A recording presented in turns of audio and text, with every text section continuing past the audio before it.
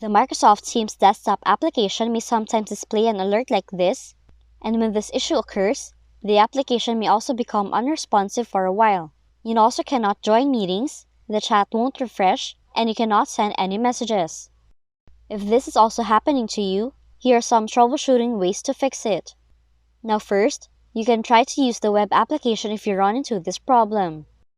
All you have to do is open a new Chrome or Edge tab, go to this website, press enter, and then log into your account. Next, try clearing the application cache by closing the Teams application. Right-click on Teams icon in your taskbar, select Quit, search for Run on your computer, type in the following, press enter, and remove all the files from the Teams directory. Once you're done doing that, launch Microsoft Teams again and then log back in. Now another fix is to make sure your network connection is stable. So if you're using a wireless connection, switch to a cable connection if that's possible.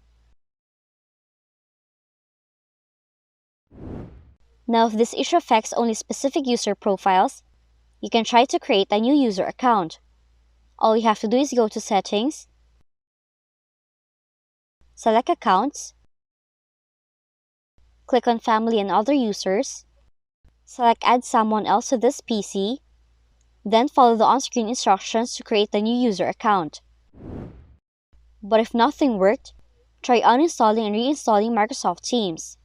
Start the process by searching for Microsoft Teams, right-click on it, select Uninstall, wait for the process to be finished, then download a fresh copy of Microsoft Teams from their website.